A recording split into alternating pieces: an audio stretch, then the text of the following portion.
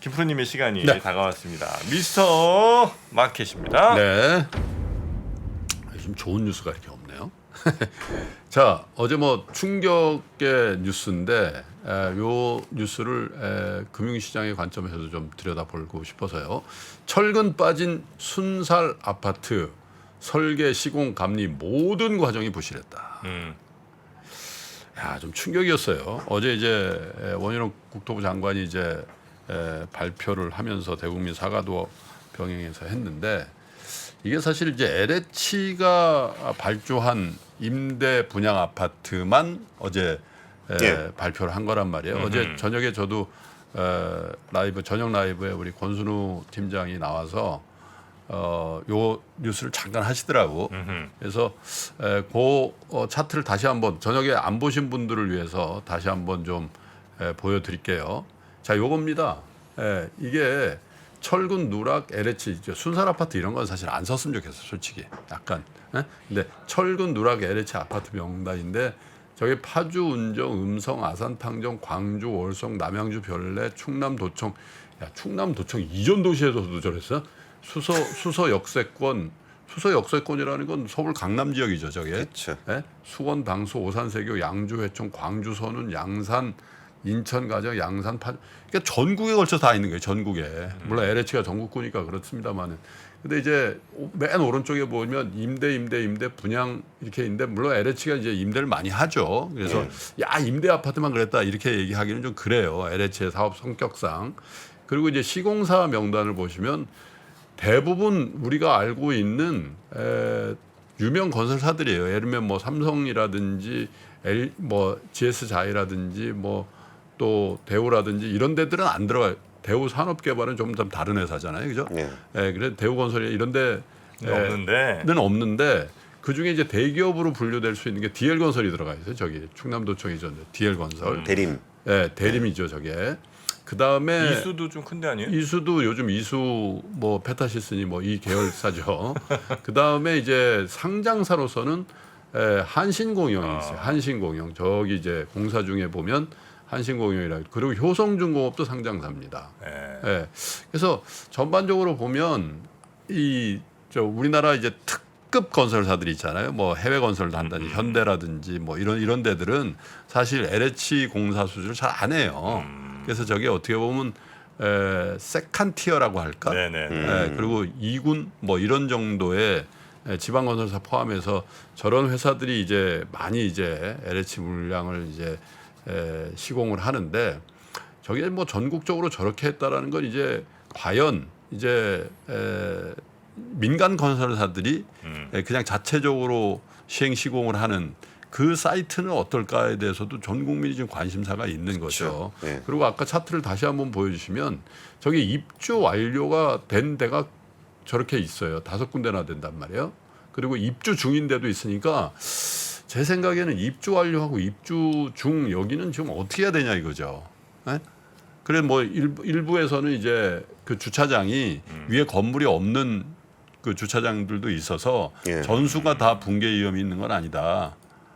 예를 들면 우리는 지하 주차장 하면 지하 주차장으로 들어가고 거기 위에 30층 있는 그것만 생각하는데 저 중에 일부는 이제 주차장 시설만 있는 데도 있기 때문에 대규모 붕괴 위험에 다 노출돼 있다 이렇게 되지 않으니까 너무 불안해하지 마라 이런 이제 발표도 있었는데 사실은 신뢰의 문제이기 때문에 제 생각에는 신뢰가 무너지는 순간 거기에 들어가 있는 분들은 극도의 불안감을 가지게 되고 또 저기 이제 분양 아파트 경우에는 이제 예를 들면 거래가 될 거 아니겠습니까 나중에 그러면 그 딱 보면 이력이 딱 붙어버리잖아요.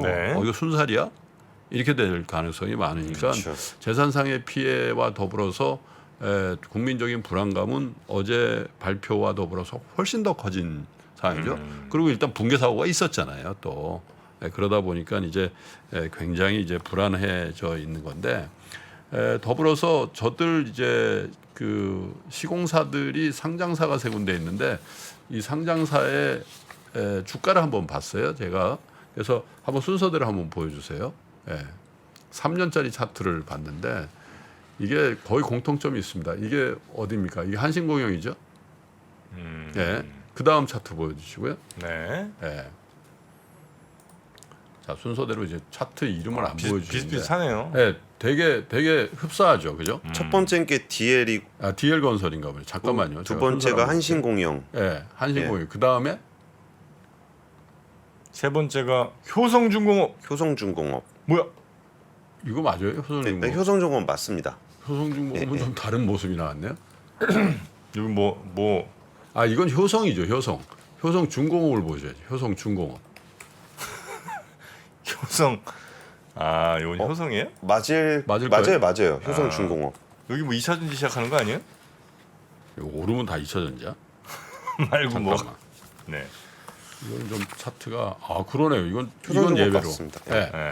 어쨌든 그 건설업을 하고 있는 그 회사들의 주가라는 게 대충 지방건설사 포함해서 대충 저런 모습들이 나와요. 그래서 효성중공업은 변압기 이슈가 좀 있었던 모양입니다. 네. 그래서 사실 효성중공업은 건설이 아주 작은 분야니까 이제 그건 예외로 하더라도 DL건설이나 한신공영 같은 경우는 유명 건설사죠, 사실은. 예. 그리고 이제 주택 전문의 어떤 그런 브랜드를 갖고 있기도 한데 그래서 이제 건설사들의 투자에 대해서 여러분 한번 생각해 보시라는 거예요. 건설사는 굉장한 해외 모멘텀이 없으면은 구조적으로 굉장히 큰 성장을 이루기 어려워요. 그렇죠. 그리고 우리나라 건설사들은 제한된 사이트에서 굉장히 강한 경쟁 체제가 돼 있거든요. 네. 예를 들면 우리 저 강북강변도로 가다 보면 뭐 예를 들면 한남 3구역이니 5구역이니 있잖아요. 거기 아마 집을 갖고 계시거나 살아보신 분들은 아마 직전 몇 년 동안에 굉장한 진풍경들을 많이 보셨을 거예요. 탑티어 한 5군데 건설사 그거 시공사 따내려고 프랜카드서부터 네. 고객님 저희한테 맡겨 그게 다 사실은 그런 경쟁 체제가 났을 때 부실 시공으로 물론 이제 일반화하기는 어렵습니다. 왜냐하면 그렇게 되면은 그걸 따가지고 이득은 이득대로 남겨야 되니까 어떻게 되겠어요? 우리가 저 순사자인 이런 것들도 야 저렇게 초특급 건설사에서 저런 부실 시공을 한단 말이야? 이런 생각을 하시죠. 네. 근데 대부분의 재건축 재개발 사이트에서 그런 특급 건설사들이 엄청난 경쟁을 통해서 수주를 하게 돼요. 그래서 표면적으로 보면은 야 여기 이제 집 갖고 있는 사람들이 뭐 이주비라든지 뭐 이런 것들 혜택을 누리고 또 거기에 옵션 같은 거 엄청 넣어주고 그잖아요. 근데 결국은 그 겉에가 그런 거고 안에는 예, 그렇게 될. 그리고 이제 지난 한 2, 3년 동안 철근 가격을 비롯해 국제 원자재 가격이 엄청나게 올랐잖아요. 네. 그래서 사실 2020년부터 2022년도 사이에 시공한 그 아파트 사지 말라는 얘기가 나올 정도로 예. 그렇게 불시공이 돼 있는 거란 말이죠.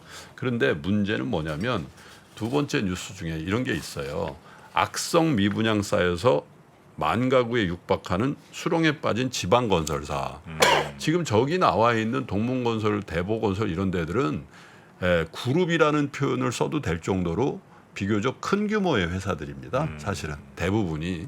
근데 지방에 가면 도급순위 저 100위권 이하에 있는 지방 중견 건설사들도 꽤 많이 있거든요. 근데 그런 데들이 되게 어렵다라는 얘기가 제가 부동산 이제 김기현 대표도 나옵니다만은 아까 오프닝 때 뜨거운 데는 매우 뜨겁고 서울 예. 강남 서초를 비롯해서 용산 이런 데를 비롯해서 그런데 정말 지방에 가면 야 이게 같은 부동산 시장 맞냐 할 정도로 썰렁한 데들이 있는데 그 지표가 뭐냐면은 네. 미분양 주택이 지금 현재 66,388가구로 3월부터 4개월 돼서 조금 줄었어요. 예. 근데 미분양 중에서 준공후 미분양이라는 게 있습니까? 다 지었어요.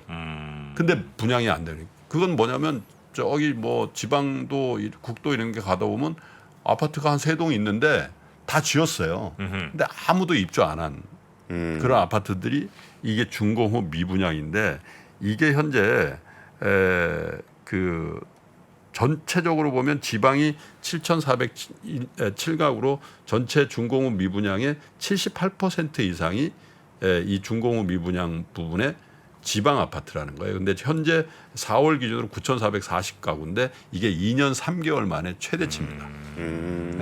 그러면 이 얘기는 뭐냐면 시공을 맡은 어떤 건설회사가 돈을 다 낸 거죠. 예. 예, 그런데 이제 회수가 안 된다는 얘기죠. 그러면 이제 유동성 위기에 몰릴 가능성이 있어서 지방을 중심으로 해서 건설사 폐업이 굉장히 많이 듭니다.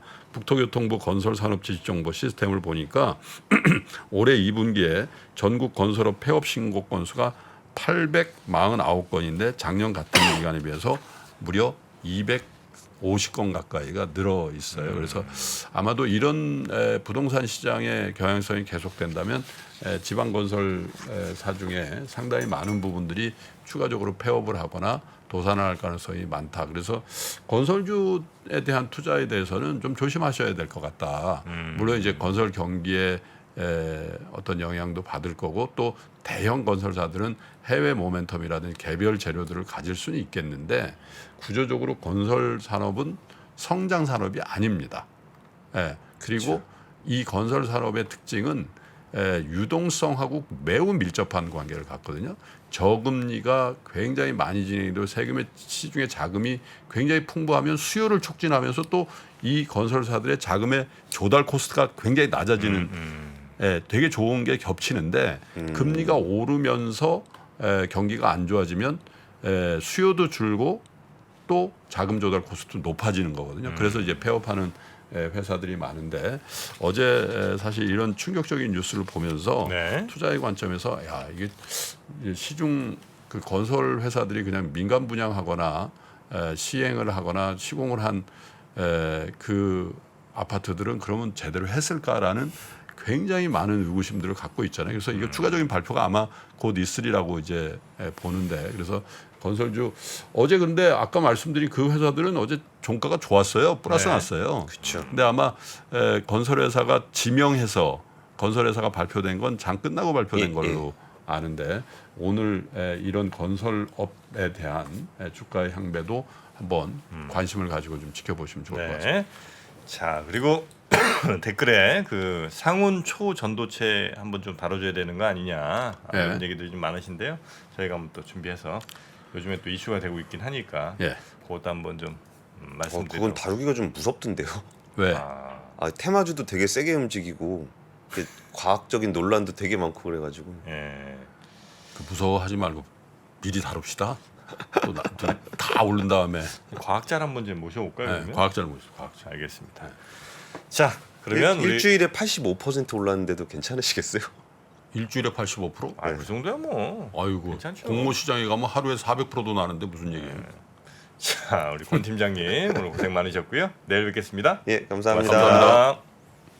복잡하고 어렵게 느껴지는 재무제표와 용어들 친절한 투자 멘토 사경인 마스터가 매주 새로운 콘텐츠로 알기 쉽게 설명해드립니다.